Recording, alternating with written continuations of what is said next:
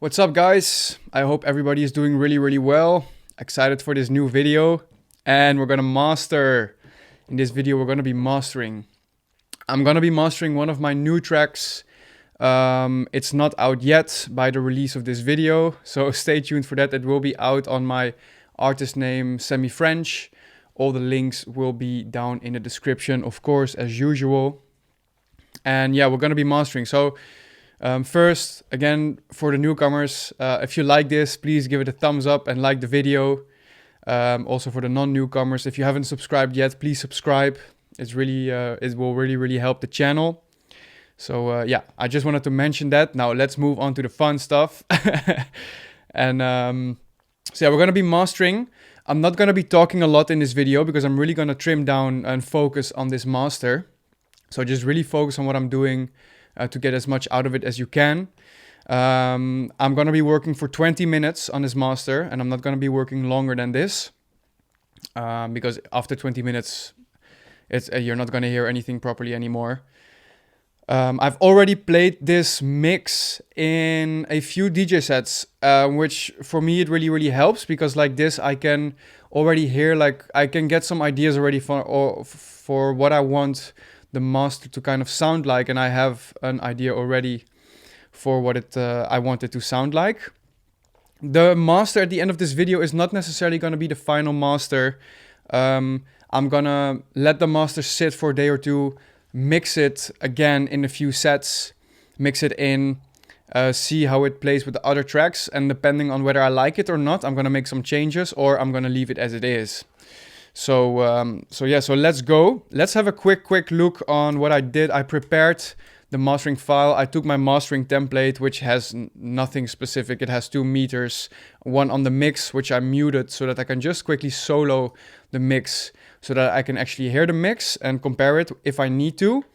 I have 2 TR5 meters I have 1 TR5 meter on each of the tracks. This is going to give me all the information that I need.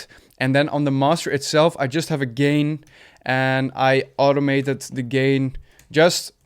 I give it a very quick fade. Very quick fade on the gain, so that there is no clicks or pops actually happening in the audio file. And I also made a quick fade at the end so that there are no clicks or pops at the beginning or end of the track. And that's it. I am gonna leave my level as it is. I always say that, and I keep on every now and then tweaking the level quickly. But I'm gonna try to leave the level as it is as much as possible. Every now and then, maybe you might see me move back a bit. That's because right where I'm sitting, I know that there is a tiny bit of a boost on the low frequencies. And just like a meter behind me, the low frequencies are a little bit more neutral. So let's go. I'm going to dive in. I'm just quickly going to check what the time is. 1:39. And I'm going to stop at 59. And then we're going to bounce the track. So let's go. Have a quick listen.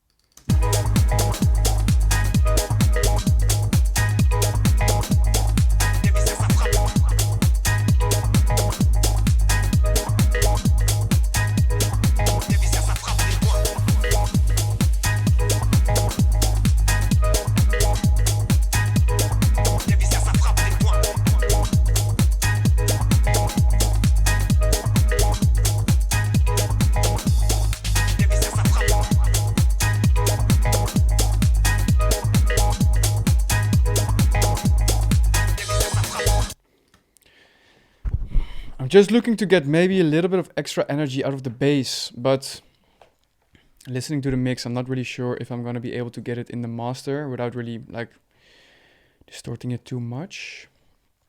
So I'm just thinking, what was that? BX. That's gonna be too much. I don't know, maybe it's just what it is.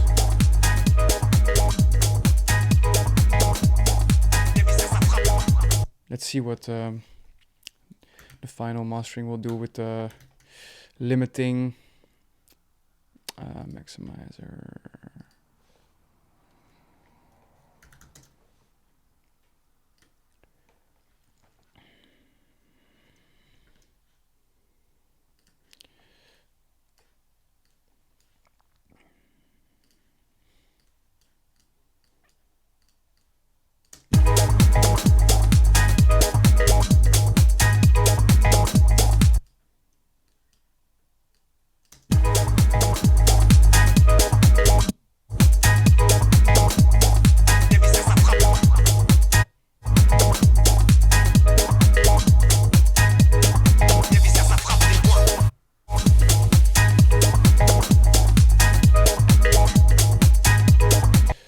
Okay.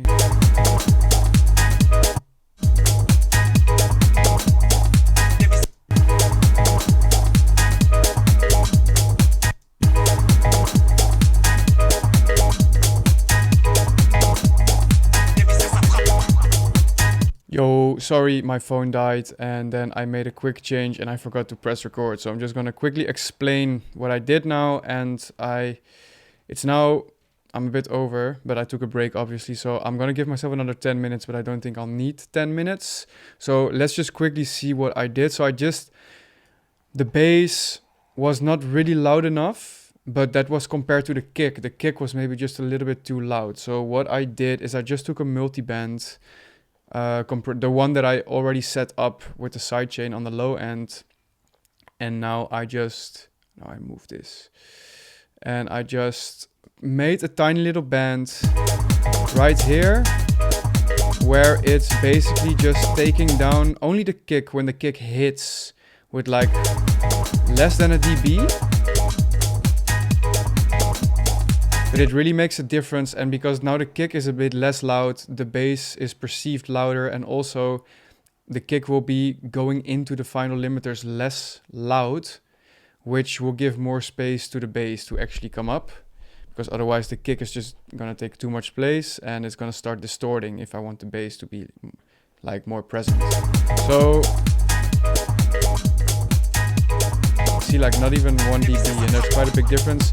The release is super fast and the attack is a little bit slower than I would usually put it, but I just found that otherwise I was losing too much punch on that kick. And now, because I made a change in the chain before the clipper, I'm just gonna check the clipper to see if maybe I can clip a tiny bit more. Let's see how it does in the break.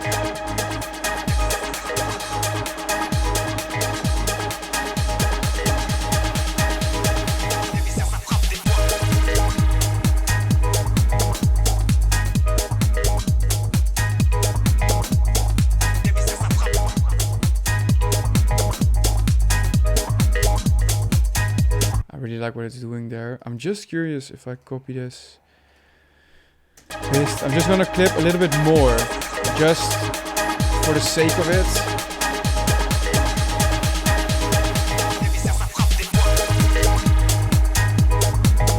I have to say I really like this. 2 dB is in theory just a bit much on the master, but at the other side you're also just like, who fucking cares? But let's see if we can make a compromise.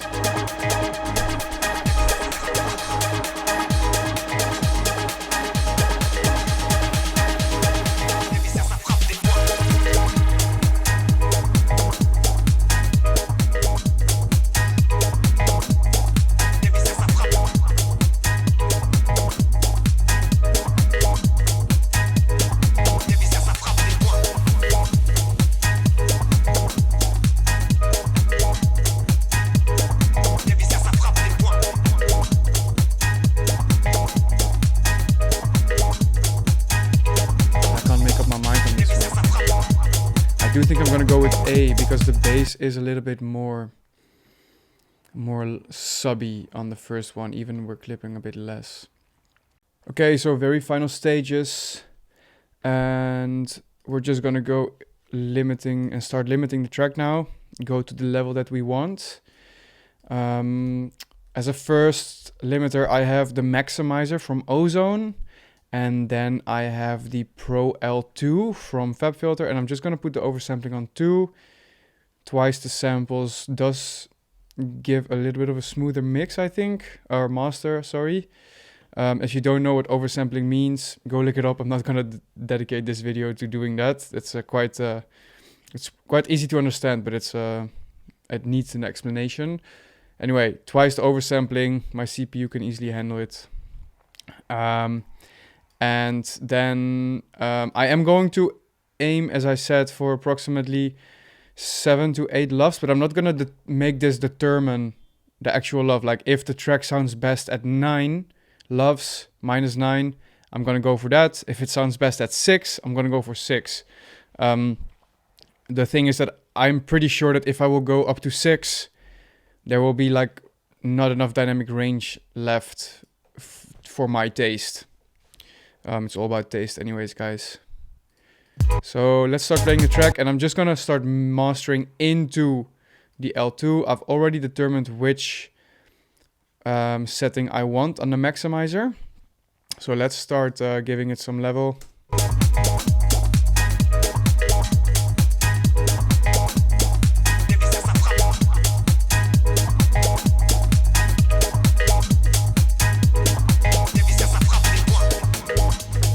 Just want to take up some peaks with this limiter, and for me always the most important part is how much am I taking away in the drop. So let's see what it does here, because that's definitely going to be the loudest point.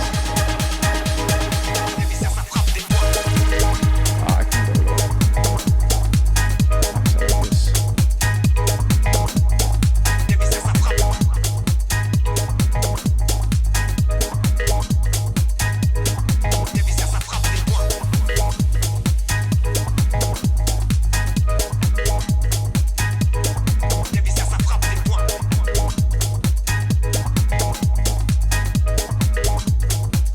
Let's go to the L2.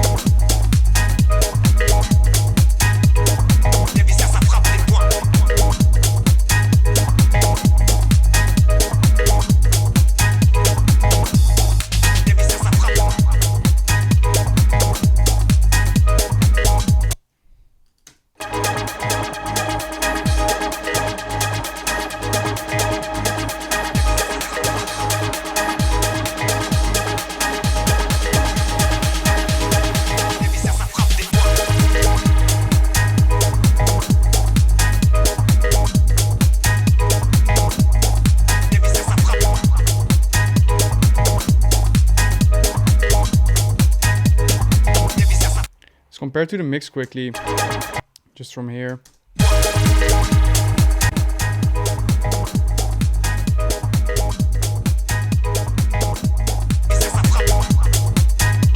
Are they not aligned? Oh, sorry guys.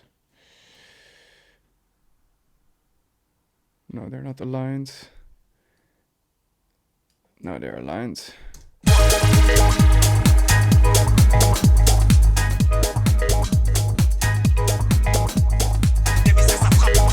This one down just to compare it with the same level. I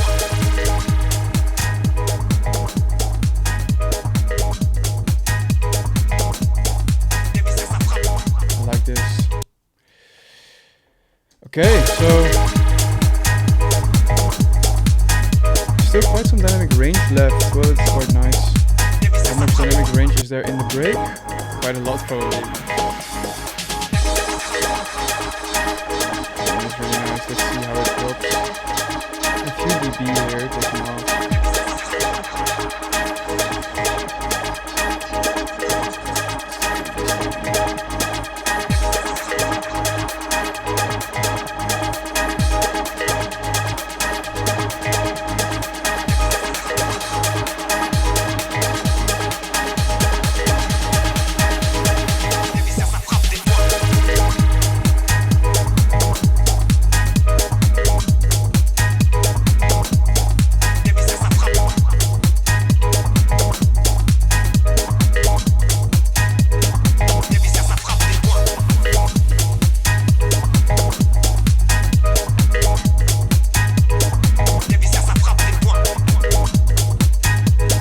nice. Okay, I think we're kind of there.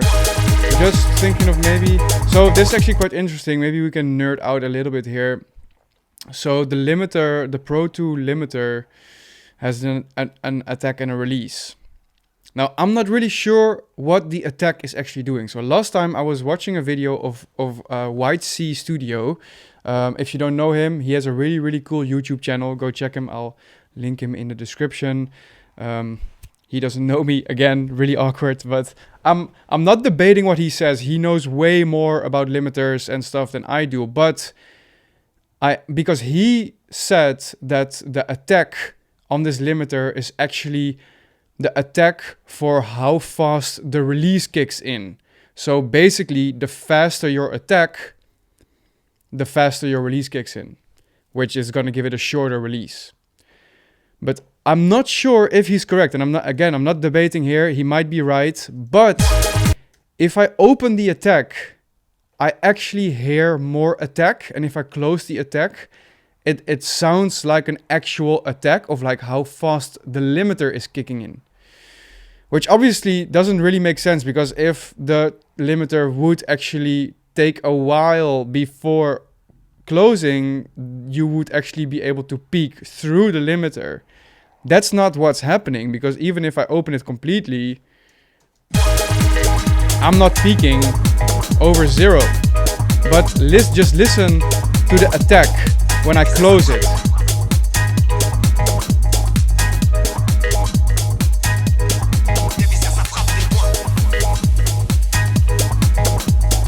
I do hear way more attack and punchiness, and it doesn't necessarily sound like the release.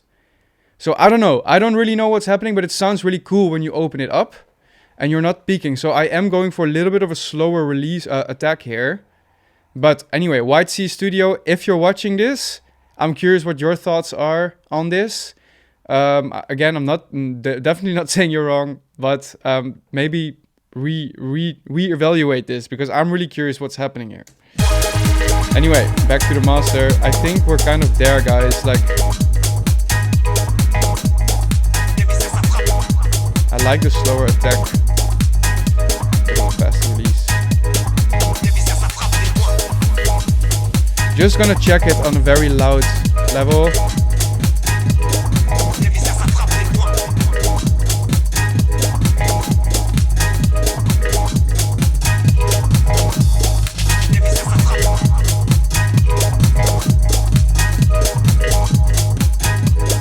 Very low level.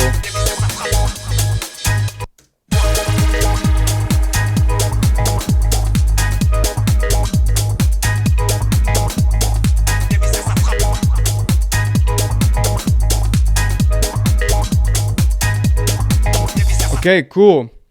So let's start finishing off this master. I am done with the master for now, for today.